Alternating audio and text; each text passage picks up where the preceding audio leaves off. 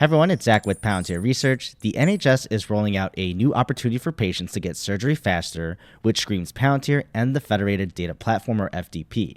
So I'll go through the new service first and the article they released today on October 31st, but also we'll walk through NHS England's FDP facts that clearly point to this that the FDP is doing, and basically talking about Palantir without stirring up the pot.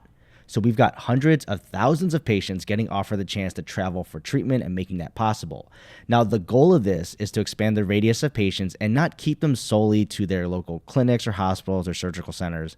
But note, this is only for patients who've been waiting longer than 40 weeks and does not have an appointment within 8 weeks. So there's that 32-week window there to shorten it. And they'll be contacted throughout multiple channels of communication with up to 400,000 patients falling under this. Now, they'll be able to inform the NHS how far they are willing to travel, some nationally, anywhere in the country.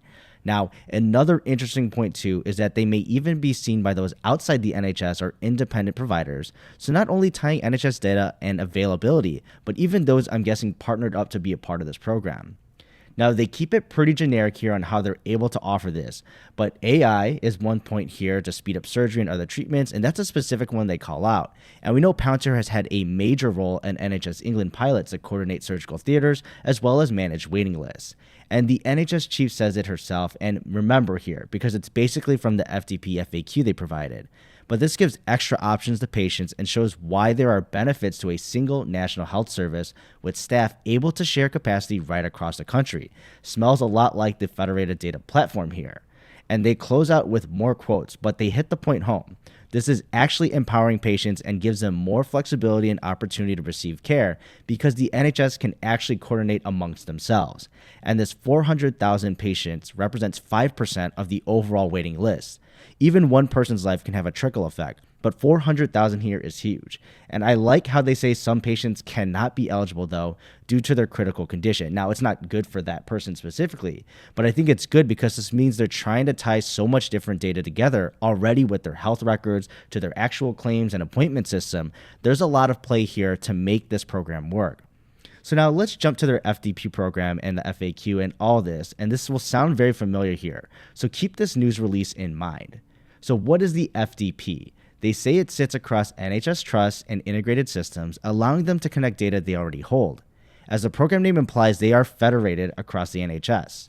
Well, right now, whoever participates and is set up, everyone will get their own version of the platform, but this talks to other trust programs that actually work together and make these important comparisons and analysis and decisions using the whole picture of the NHS and not just their specific local care facility. I'm sure there's some capacity to do that as well. And just a side note, this is the business of Palantir, making data useful. The data is there already and owned by the NHS. They don't need to sell the data. The value that they're providing is connecting it and making it valuable and usable. Now, why is probably more important than what for the FDP. But with the NHS being big and made of multiple organizations within itself, this is not surprising. As with any large enterprise also that different systems work, they don't speak to each other necessarily and they're not automatically set up that way. So just because you're all under the NHS umbrella, you don't necessarily have an idea what that other hospital down the road is doing, to be honest. And if you did, like through an email and just talking to someone, it certainly wasn't automatically talking to your own platform and data that was adapting and changing based on marrying the data together. With this actually tied together now, patients are the biggest winners here because now you get expanded choice and control over improving your health outcomes, which saves lives. You only get more opportunity to get the care you need because the hospital can better manage it themselves. And the second point, which is directly about the article, is the NHS is able to roll out innovations taking place across the whole healthcare system. The FDP is allowing them to do this program to 400,000 patients to travel for their surgeries. The program literally lives and relies on being able to coordinate amongst different hospitals. That's the point. And their capacities need to talk to each other here. Without the FDP and Palantir, this would never be announced or have been an opportunity or possibility for them to roll out.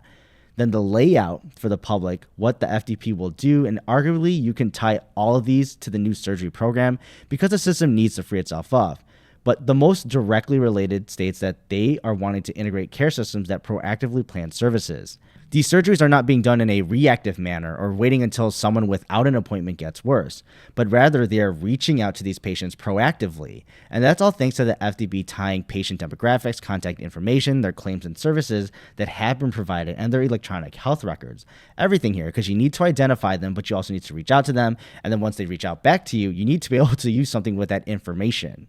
And then they also go further in specifying what the FDP will do. And this sticks out too, that it will help local teams better prioritize waiting lists, manage theater capacity, and identify their staffing needs. Palantir has been a heavy hand in helping this out with plenty of evidence. They are working with the NHS on these specific items that tie in this with new surgery travel program. Now, we've focused on patients, but also clinicians win too. They are able to speak to patients with more options, allowing the patient to get the full picture of the breadth of options available to them. As a care provider, if you know certain facilities actually have this capacity or the technology for a certain surgery, being able to have insight and share that to the patient is major information. And this also frees up clinician time, which in turn lets them focus on their strengths in working with patients, identifying diagnosis, and going through care plans, and all that personal stuff here, and not looking through a computer necessary to figure out scheduling. And this can compound on itself in the future some more, because technically, if you think about it, this is a catch-up program. They are reaching out to patients after the fact to figure out if they can travel. But I wouldn't be surprised in the future if these actually become obsolete, because at the time of figuring out live with their provider, their options, patients and clinicians will be able together to get a real live view of scheduling appointments there, and then with a certain mile radius of travel. So this kind of makes it redundant. But of course, that's not developed now, so hopefully down the line that becomes a possibility. Now, I've done a video specifically on the case studies the NHS rolled out in their pilots, and they have tied this with Palantir's fingerprints all over it. So check that out. That information is also on NHS England's website. But the timing of this surgery travel program is convenient. Concerning all the flack we were getting from ill-informed folks or bots, the information is all here. But this won't see the light of day at a larger scale for common folks to actually learn about the benefits of the FDP and the actual workings of keeping your privacy with the data management on the NHS's side, since Palantir is the processor. Now, I'm not saying everyone has to agree that this is good. There's always going to be caveats, and some are always going to be afraid. There's always a risk of anything happening with your data, honestly. But we're not going to necessarily blame Palantir, who's the processor, considering, the NHS is the one who manages this. It may seem even silly that hospitals don't talk to each other, but a lot of us also work at companies where silos happen all the time, and this can happen within the same building or even the floor that's shared in an office.